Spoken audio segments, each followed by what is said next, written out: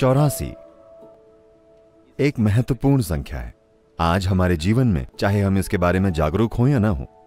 84 क्यों महत्वपूर्ण है? इसलिए क्योंकि यह सृष्टि गुजर चुकी है 84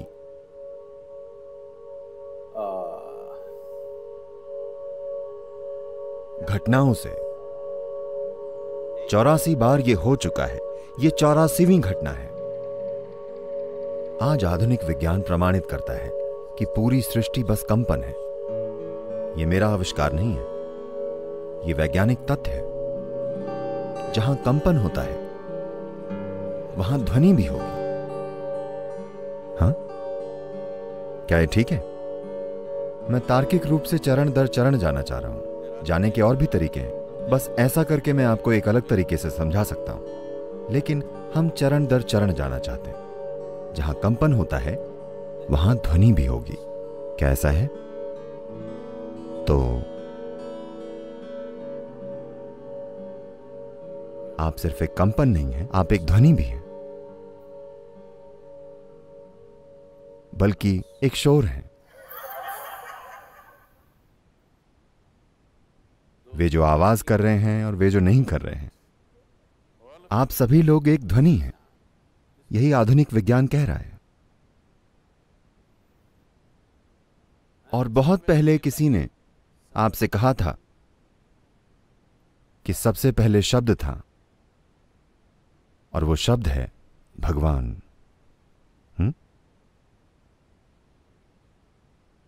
आप जानते हैं बहुत पहले ये कहा गया था। ध्वनि एक शब्द है ना? बल्कि एक शब्द ध्वनि है। फिलहाल मैं अगर हां कहूं, क्योंकि आप ये भाषा जानते हैं, तो आप उससे एक अर्थ जोड़ रहे हैं। अगर आपको ये भाषा ना आती, तो जहां तक आपका सवाल है, मैं बस एक आवाज पैदा कर रहा हूं, है ना?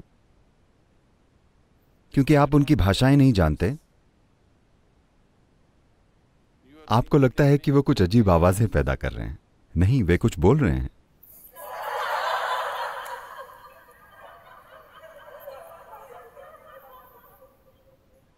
अगर मैं ऐसी भाषा में बोलूं जो आप नहीं जानते, तो आप स्वाभाविक रूप से सोचेंगे कि मैं कुछ अजीब आवाजें पैदा कर रहा हूं, है कि नहीं? अगर मैं अभी इस समय तमिल में या कन्नड़ा या तेलुगु या कोई और भाषा में बोलूं जो आप नहीं जानते, आपको लगेगा मैं कुछ, आपको पता नहीं चलेगा कि मैं वाकई किसी भाषा में बोल रहा हूं या कुछ बकवास आवाजें पैदा कर रहा हूं, है कि नहीं? तो शब्द बस एक ध्वनि है। तो उन्होंने कहा कि वो शब्द है भगवान, क्योंकि कोई भी इंसान जिसने अस्तित्व को पास से देखा है, वो देख सकता है कि जिसे आप सृष्टि कहते हैं और जिसे आप सृष्टा कहते हैं, इन्हें अलग नहीं किया जा सकता। अगर आप उन्हें अलग करें तो सृष्टि का अस्तित्व नहीं रहेगा। जब तक कि इसे सृष्टा का निरंतर सहारा नहीं मिलता, एक पल के लिए भी यह सृष्टि की प्रक्रिया नहीं चल सकती, क्योंकि सृष्टि बन नहीं चुकी है, यह निरंतर बन रही है। हाँ, क्या आप निरंतर बन रहे हैं या बन चुके हैं? मैं उम्मीद करता हूं कि आप बन नहीं चुके हैं। You are an ongoing process. आप एक जारी प्रक्रिया हैं। सृष्टि की भागीदारी के बिना सृष्टि एक जारी प्रक्रिया कैसे होगी? वो निरंतर भागीदारी है, वो अलग नहीं हो सकता। तो इसी वजह से उन्होंने कहा सबसे पहले शब्द था, मतलब From total, unmanifest, पूर्ण अव्यक्त अस्तित्व, जिसकी जब अभिव्यक्ति शुरू हुई तो सबसे पहली चीज जो हुई थी वो ध्वनि थी। वैज्ञानिक भी सहमत हैं कि बिग बैंग हुआ था। बैंग मतलब ध्वनि, है ना? भारत में बहुत सुंदर तरीके से व्यक्त किया गया है कि पहले और एकमात्र ईश्वर जो दुनिया के इस हिस्से में मौजूद थे वे थे रुद्र। रुद्र का मतलब है वे जो गरजते हैं, गरजने वाले। तो उन्हें रुद्र इसलिए कहा गया क्योंकि यही सृष्टि की शुरुआत है, क्योंकि ये एक गर्जन है। वैज्ञानिक इसे बैंग कहते हैं। अब वैज्ञानिक बैंग के सिद्धांत को वापस ले रहे हैं कि एक बिग बैंग हुआ था। वे कह रहे हैं कि कई बैंग हुए थे। तो आज के एक मशहूर भौतिक विज्ञानी जिन्होंने कई मशहूर किताबें लिखी हैं, हाल ही में उन्होंने एक किताब लिखी है। मैंने वो पढ़ी नहीं, मैं उनसे मिला। उन्होंने एक किताब लिखी है, Endless Universe. हाँ, अंतहीन ब्रह्मांड। हमेशा विज्ञान ने यह विश्वास किया है कि हर चीज की एक शुरुआत और एक अंत होता है। अब भौतिक विज्ञानी अंतहीन ब्रह्मांड के बारे में बात कर रहे हैं। यौगिक प्रणाली में हमेशा एक निरंतर फैलते हुए ब्रह्मांड की बात की गई है। पहली बार शीर्ष स्तर के भौतिक विज्ञानी ये मानने लगे हैं कि कोई शुरुआत या अंत नहीं है, ये अंतहीन ब्रह्मांड है। ये एक मशहूर सिद्धांत है जो अभी वैज्ञानिक समुदाय के बीच है कि ब्रह्मांड अंतहीन हो सकता है। तो जब मैं इनसे चर्चा कर रहा था, मैंने पूछा कि क्या यह संभव है कि वो एक बैंग नहीं बल्कि एक गर्जन थी, एक निरंतर गर्जन। उन्होंने इस बारे में सोचा और उन्होंने कई चीजों के बारे में सोचा और वे बोले ये हो सकता है। शायद वो एक बैंग नहीं था, वो एक गर्जन थी। वो एक पल में नहीं हुआ, वो कुछ समय तक गरजा और फिर धीरे धीरे सृष्टि बनने लगी। तो पहला रूप, पहले ईश्वर को गरजने वाला कहा गया। रुद्र मतलब गर्जन करने वाला। तो मैंने पूछा आपको क्या लगता है उन्होंने कितनी बार गर्जन किया होगा? वो बोले हम कह नहीं सकते। हम कह नहीं सकते क्योंकि हमारे पास जानने का कोई तरीका नहीं है कि कितनी बार, लेकिन निश्चित रूप से उन्होंने एक से ज्यादा गर्जन की थी। फिर मैंने कहा किसी दिन अगर आपकी खोज आपको वहां पहुंचाती है तो इसे एक सहायक चिन्ह के रूप में रखिए कि वे 84 बार गरजे थे। उन्होंने पूछा आप कैसे जानते हैं, किस आधार पर यह कह रहे हैं? मैंने कहा अपने सिस्टम में देखकर मैं कह रहा हूं कि सृष्टि ने 84 बार गर्जन किया है और ये आगे भी कई गर्जन करेगी। ये कुल मिलाकर 112 बार गर्जन करेगी। जब ये आखिरी बार गर्जन करेगी तब कोई शुरुआत और कोई अंत नहीं होगा, ये शाश्वत सृष्टि होगी। वो बहुत दूर है, पर मैंने उनसे कहा कि आप 84 को किसी तरह के सहायक स्तंभ के रूप में रखिए। आपके पास मशीन और गणित है, मैंने एक और एक कितना है यह भी नहीं सीखा। आपने ये सभी चीजें सीखी हैं, आप उन पर काम कीजिए। किसी दिन अगर आप एक संख्या तक पहुंचेंगे तो आप इस संख्या तक पहुंचेंगे, ये 84 होगा। ऐसा कैसे हो सकता है, उन्होंने पूछा। मैंने कहा अगर आप आज एक पेड़ काटते हैं तो लोग उसके तने में मौजूद छल्लों या चक्रों को देखकर कहते हैं कि पिछले 1000 सालों में अकाल कब पड़ा था, ज्यादा बारिश कब हुई थी, आग कब लगी थी, सब कुछ है ना।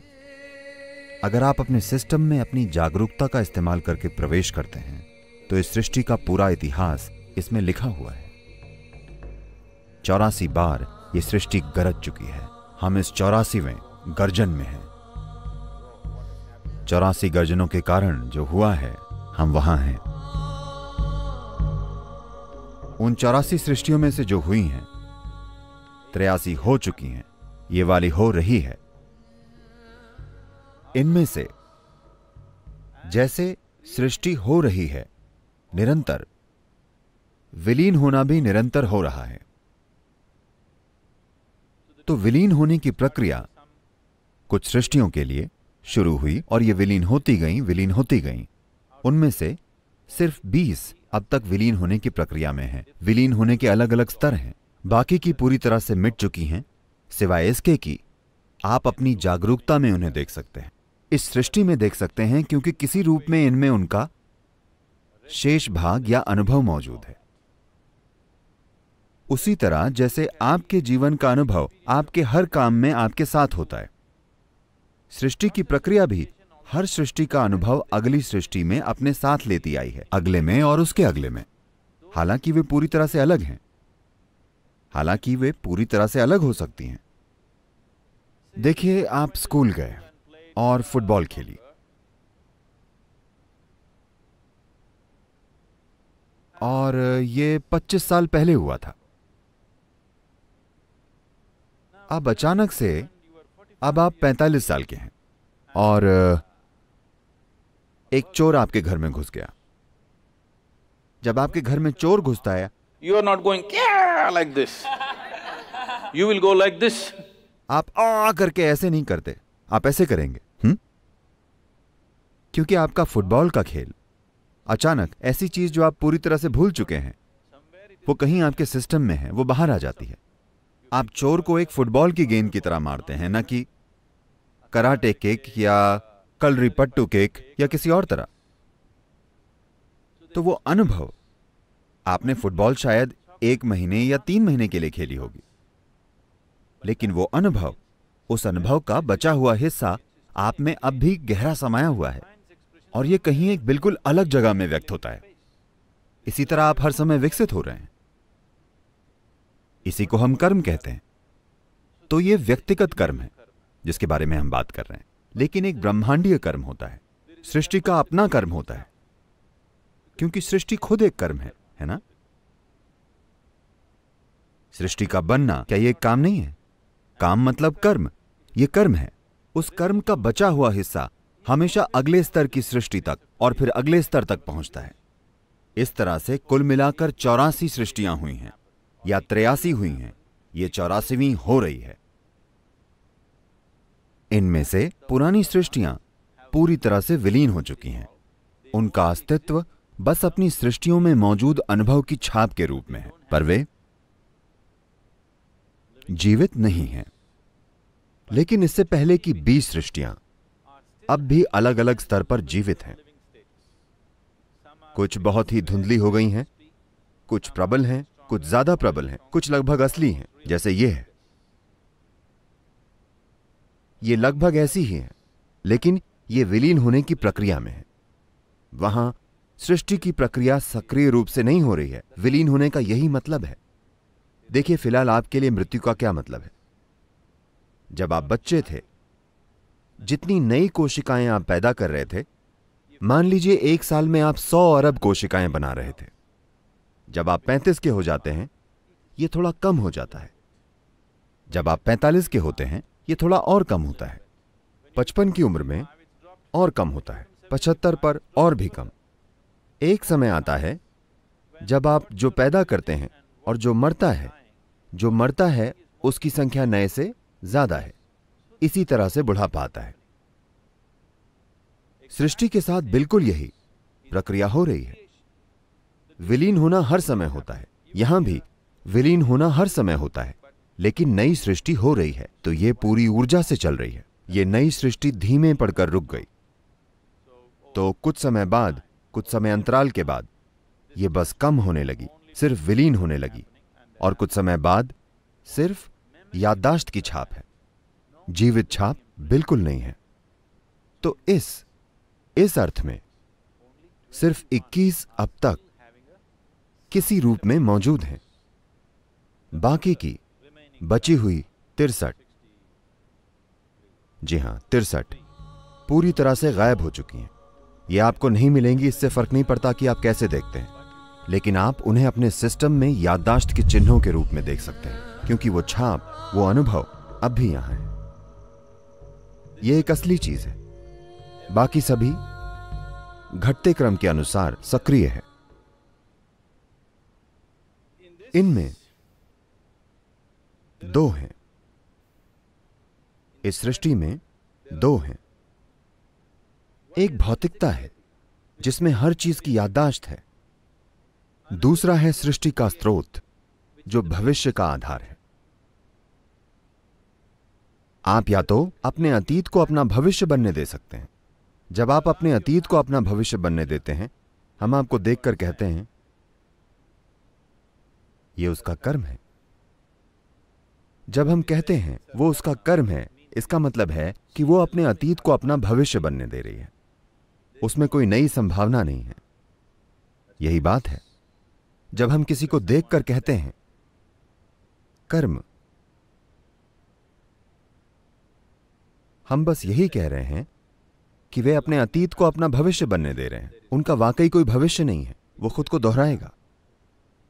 जब आप कहते हैं मैं आध्यात्मिक मार्ग पर हूं, तो आप एक स्तर पर यह कह रहे हैं कि आप वाकई यह कह रहे हैं कि आप अपने अतीत को अपने भविष्य के रूप में दोहराने नहीं देना चाहते। आप अपने जीवन को चक्रीय नहीं बनाना चाहते। आप अपने जीवन को आगे ले जाना चाहते हैं। आप उसे चक्रीय नहीं बनाना चाहते। पिछला मंत्र जिसका अभी आप उच्चारण कर रहे थे वो है पुनरपि जननम पुनरपि मरणम। मतलब ये चक्र, मैं इसे किसी तरह तोड़ना चाहता हूं, क्योंकि जब आप किसी चक्र में आ जाते हैं, जब आप गोल घूमने लगते हैं, तो आप कहीं नहीं पहुंचने वाले। जब आप कहते हैं कि कोई गोल घूम रहा है, तो इसका क्या मतलब होता है? इसका मतलब बस यह होता है कि वो कहीं नहीं पहुंचेगा। तो जब हम कहते हैं ये उसका कर्म है, तो हमारा मतलब यही होता है कि वो कहीं नहीं पहुंचेगा, क्योंकि घूमते हुए उसे ऐसा लगता है कि ये नई यात्रा है, ये नई यात्रा है, क्योंकि उसकी याददाश्त बहुत छोटी है। हर किसी को भूलने की बीमारी है। मां के गर्भ से पहले क्या था या मां के गर्भ में क्या था उन्हें याद नहीं। वे भूल जाने की स्थिति में है। इसलिए गोल घूमना नया लगता है, हर बार घूमकर नया लगता है। ये गोल घूमते जानवरों की तरह है। सर्कस में जानवरों को घुमाते हैं, ये बस वैसा ही है। भारत में विशेष रूप से योगिक संस्कृति में यह उदाहरण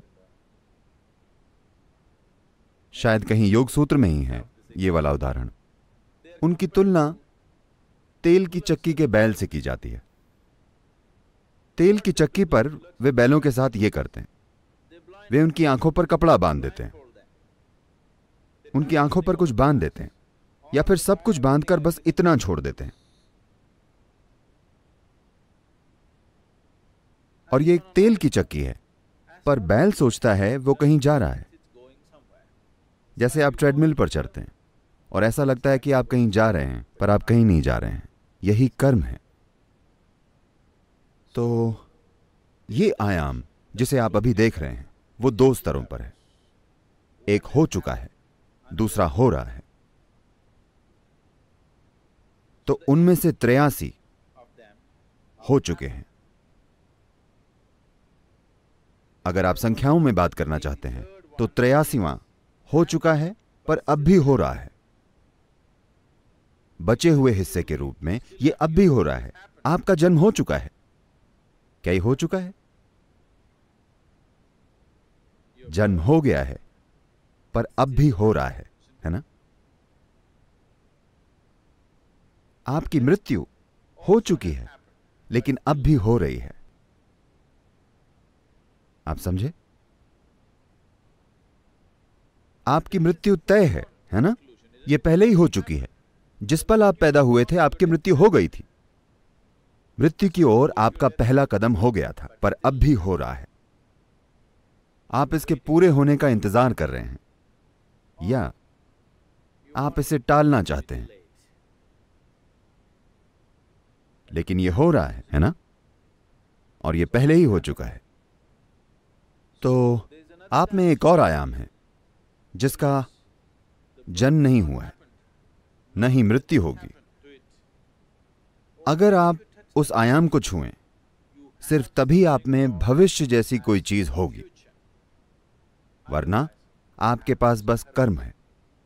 कर्म मतलब आप अपने अतीत को भविष्य के रूप में दोहरा रहे हैं। आप शायद रंग बदल रहे हों, आप शायद तरीके बदल रहे हों कि आप उसे कैसे करते हैं, पर फिर भी वही चीज है, कुछ भी अलग नहीं है। वही चीज जो गुफा में रहने वाला आदमी करता था, आप भी वही कर रहे हैं। तरीके और क्षमता शायद बदल गई हो, लेकिन चीज वही है। क्या ऐसा नहीं है? ये एक लंगर है, ये एक लंगर है। आपने लंगर फेंक दिया है और आप अपनी नाव को चलाने की कोशिश कर रहे हैं। ज्यादा से ज्यादा वो गोल घूम सकती है ना? तो हम लंगर खींचने की या लंगर की रस्सी काटने की कोशिश कर रहे हैं ताकि अगली बार नाव चलाने पर वो दूर चली जाए। तो पूरी आध्यात्मिक साधना इसी पर आधारित है कि आप मुक्त होना चाहते हैं। मुक्त का मतलब यह नहीं है कि आपको भूलना होगा, लेकिन आपको उस याददाश्त से मुक्त होना होगा जो आपको चलाती है। और यह याददाश्त सिर्फ आपके मन में नहीं, आपके शरीर की हर कोशिका में याददाश्त है। वंश विज्ञान और अन्य चीजों से यह हमारे लिए बिल्कुल स्पष्ट है कि आप में अपने पूर्वजों की याददाश्त है और आप आज भी उनकी तरह बर्ताव कर रहे हैं। आपकी नाक आज भी उनके जैसी है। आप देखिए, अगर आपने हाल ही में नाक की सर्जरी ना करवा ली हो, हाँ, There are many symbols. कई सारे प्रतीक हैं या शरीर में कई पहलू हैं जो स्पष्ट रूप से ये कहते हैं कि इन 84 सृष्टियों की याददाश्त अब भी आपके शरीर में मौजूद है। ये सृष्टि के हर परमाणु में है। तो आप उसे साफ करना चाहते हैं, आप उस याददाश्त को साफ करना चाहते हैं, क्योंकि ये याददाश्त आपको बांधती है। ये याददाश्त आपको जुड़े होने की भावना देती है, पर साथ ही साथ आपको बांधती है, आपको जाने नहीं देती। तो जब आप साधना करते हैं तो आप सब कुछ काटने की कोशिश करते हैं, क्योंकि काटे बिना, अपना लंगर काटे बिना आप आगे नहीं जा सकेंगे। तो ये याददाश्त मुझे क्यों रोके रखती है? इसी याददाश्त ने आपके शरीर को और आप जो अभी हैं उसे एक रूप और समग्रता दी है। इसके बिना, इस याददाश्त के बिना यह शरीर नहीं बनाया जा सकता।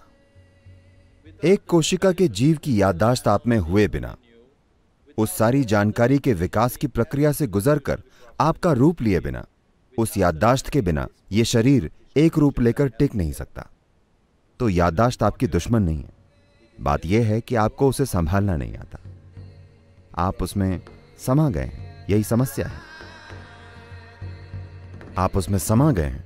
अब आप उससे बाहर आना चाहते हैं। आप याददाश्त का इस्तेमाल करना चाहते हैं, लेकिन आप ये नहीं चाहते कि वो आपका इस्तेमाल करे। यही आध्यात्मिक साधना है कि आप एक भविष्य चाहते हैं जो आपके अतीत से अलग हो।